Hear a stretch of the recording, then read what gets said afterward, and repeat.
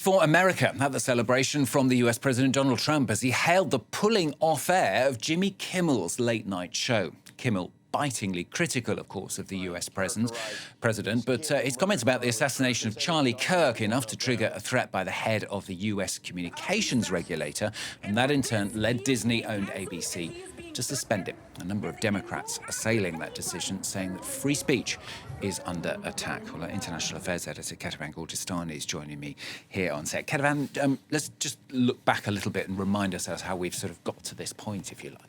Well, so far, first of all, ABC hasn't sort of publicly stated exactly why it did it, but the sequence of event really does point to the pressure from the Trump administration. So it all started on Monday night with that monologue by Jimmy Kimmel, where he accused the right of trying to score political points, in his words, by presenting the killer of the right-wing activist Charlie Kirk as, quote, anything other than one of them. That sparked outrage on the right. And on Wednesday, just hours before ABC decided to pull him off air, the chairman of the Federal Communications Commission threatened retaliation towards ABC and its affiliates. He said, we can do this the easy way or the hard way, and basically hinted at the fact that the FCC could, for example, pull the licenses of some of these affiliates. And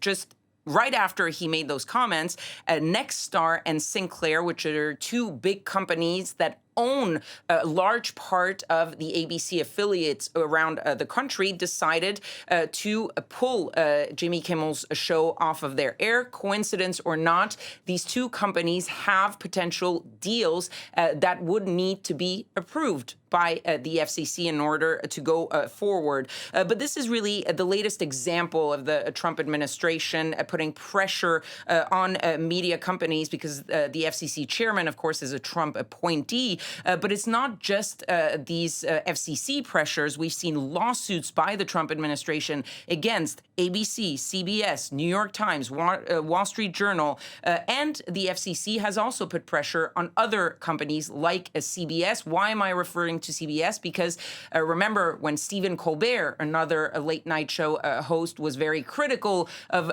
Donald Trump, his company, CBS, decided that at the end of the season, he would not be renewed. CBS's parent company is Paramount, and at the time of that announcement, Paramount had a big merging deal in front of the FCC. So that's now two of the biggest late-night show hosts in the United States that have been targeted by the FCC and by the Trump administration. And it seems that the Trump administration is not done, because if you look at Donald Trump's post on Truth Social celebrating this news from ABC, he mentions Jimmy Kimmel, he mentions Stephen Colbert, and then he goes on to say that leaves Jimmy and Seth, referring to Jimmy Fallon and Seth Meyers, two other late-night show hosts, two total losers, says the U.S. president, on fake news NBC. And he ends with this: do it, NBC, meaning do what ABC and CBS have done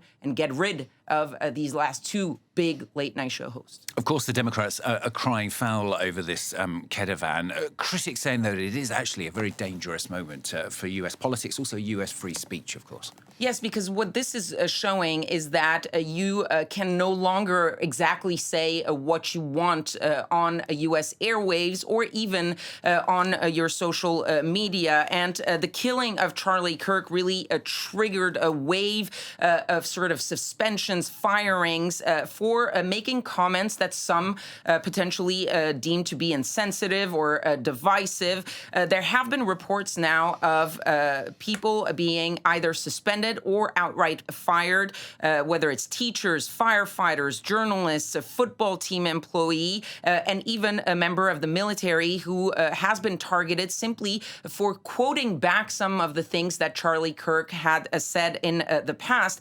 And this campaign of sort of tracking shutting down people's comments, intimidating them, and even potentially firing them has been endorsed by the Vice President of the United States himself, J.D. Vance, who was guest hosting the show that was once hosted by Charlie Kirk. And on the podcast, he said, and he called on people to, if you see someone celebrating Charlie's murder, you should call them out. Hell, call their employer, i.e., call them and try to get them fired for the comments that they've made. But this fits into a larger context of a sort of policing speech in the United States. We talked a lot about how university students have been targeted for their writings or their support for Gaza or for the Palestinian people. We've talked about how people in the federal government have been targeted or even fired for criticizing some of the Trump administration policies. And this is sort of ironic coming from the party, the Republican Party, that has long prided themselves on being the party of free speech and against cancel culture. And a reminder that on day one of his second term, Donald Trump, January 20th, he signed a host of executive orders. One of them was entitled Restoring Freedom of Speech and Ending Federal Government Censorship. Meanwhile, comedians no longer, it seems, in the United States can exactly say what they want. Definitely not when it comes to Donald Trump, the Trump administration,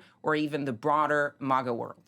Kethevane, thanks very much. Kethevane Gorjestani, International Affairs Editor here on France 24.